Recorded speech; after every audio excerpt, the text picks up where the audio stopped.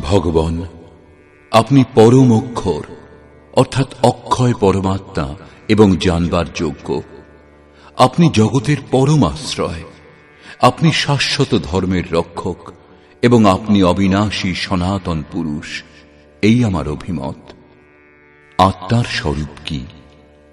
শাশ্বত, সনাতন, অব্যক্ত রূপ, অবিনাশী। এখানে শ্রীকৃষ্ণের স্বরূপ কি?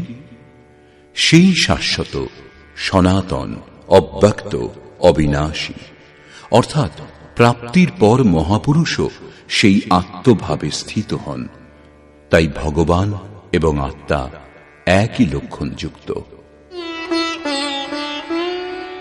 অনাদিমধ্যান্তমনন্তবীর্যম অনন্তবাহুম শশিসূর্যনেত্রম পশ্যামি ত্বাম দীপ্তহুতাশবক্ত্রম স্বতেজসা বিশ্বমিদং তপন্তম।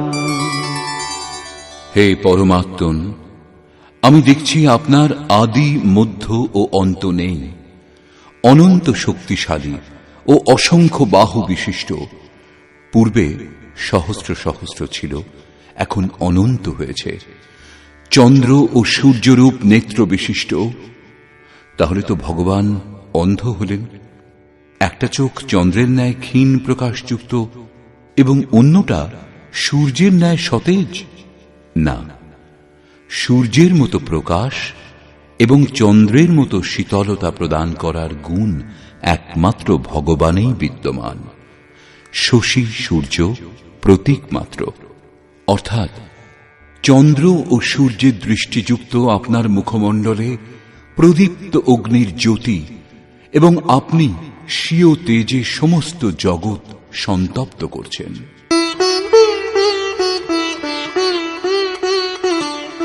দ্যাবা পৃথিব্যোরিদমন্তরং হি ব্যাপ্তং ত্বয়ৈকেন দিশশ্চ সর্বাঃ দৃष्ट्वाद्भुतं रूपमुग्रं तवेदं लोकत्रयं प्रव्यथितं महात्मन्। হে মহাত্মন, অন্তরিক্ষ এবং পৃথিবীর মধ্যবর্তী সম্পূর্ণ আকাশ এবং সমস্ত দিক একমাত্র আপনার দ্বারাই পরিপূর্ণ। আপনার এই অলৌকিক উগ্র রূপ দেখে ত্রিলোক অত্যন্ত ব্যথিত। अमीहि त्वां सुरसङ्घा विशन्ति केचिद्भीताः प्राञ्जलयो गृह्णन्ति स्वस्तीत्युक्त्वा महर्षिसिद्धसङ्घाः स्तुवन्ति त्वां स्तुतिभिः पुष्कलाभिः। ওই দেবতাগণের সমূহ আপনাতেই প্রবেশ করছেন এবং কেউ কেউ ভীত হয়ে করজোড়ে আপনার গুণগান করছেন।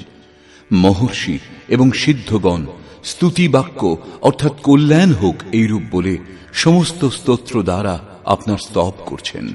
রুদ্রাদিত্যা বসবো ये च साध्या विश्वेश्विनो मरुतश्चोष्मपाश्च गन्धर्वयक्षासुरसिद्धसङ्घा वीक्षन्ते त्वां विस्मिताश्चैव सर्वे। রুদ্র, আদিত্য, বসু, সাধ্য, বিশ্বদেব, অশ্বিনী কুমার, বায়ুদেব এবং উষ্মপা অর্থাৎ ঈশ্বরীয় তেজপ্রাপ্ত এবং গন্ধর্ব, যক্ষ, রাক্ষস ও সিদ্ধগণ সকলেই বিস্মিত হয়ে আপনার দর্শন করছেন। অর্থাৎ দর্শন করেও তারা বুঝতে অসমর্থ, কারণ তাদের কাছে সেই দৃষ্টি নেই। শ্রীকৃষ্ণ পূর্বে বলেছিলেন, যাদের আসুরী স্বভাব সেই ব্যক্তিগণ আমাকে তুচ্ছ বলে সম্বোধন করে, সামান্য ব্যক্তি মনে করে, যদিও আমি পরম ভাবে পরমেশ্বর রূপে স্থিত, যদিও এখন মনুষ্য দেহ ধারণ করেছি। সেই সম্বন্ধে এখানে বিস্তৃতভাবে বলা হয়েছে যে তাঁরা বিস্মিত হয়ে দর্শন করছেন, যথার্থ বুঝতে তাঁরা অক্ষম।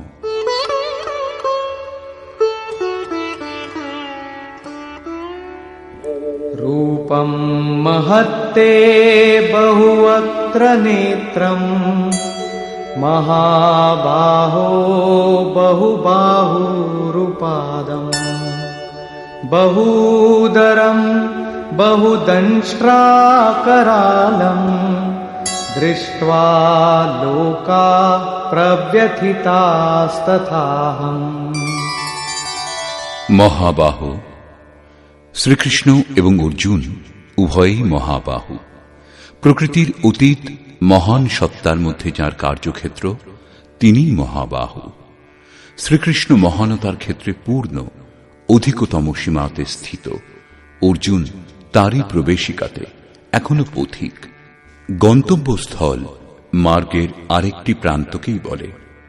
মহাবাহু যোগেশ্বর, আপনার বহু মুখ, বহু চক্ষু, বহু বাহু, বহু উরু, বহু চরণ ও বহু উদর বিশিষ্ট এবং অসংখ্য বৃহৎ দন্ত দ্বারা ভীষণীকৃত বিরাট রূপ দেখে সকলেই ব্যাকুল হচ্ছেন এবং আমিও ব্যাকুল হয়েছি।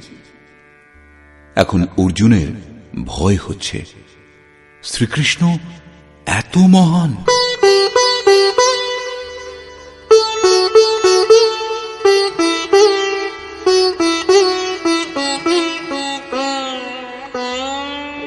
नभस्पृशं दीप्तमनेकवर्णं व्यात्ताननं दीप्तविशालनेत्रम् दृष्ट्वा हि त्वां प्रव्यथितान्तरात्मा धृतिं न विन्दामि शमं च विष्णो।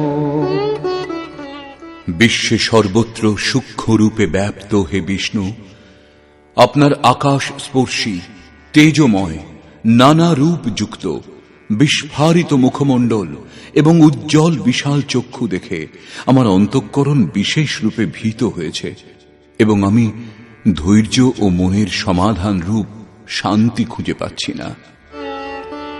দংষ্ট্রাকরালানি চ তে মুখানি दृष्ट्वैव कालानलसन्निभानि दिशो न जाने न लभे च शर्म प्रसीद देवेश जगन्निवास। দন্ত দ্বারা বিকৃত এবং কালাগ্নি তুল্য, কালের জন্য পরমাত্মা অগ্নিস্বরূপ আপনার প্রদীপ্ত মুখ সকল দেখে, চারিদিক জ্যোতির্ময় দেখে আমার দিগ্ভ্রম হচ্ছে। আপনার এই রূপ দেখে আমি স্বস্তি পাচ্ছি না। হে দেবেশ, হে জগন্নিবাস, আপনি প্রসন্ন হন।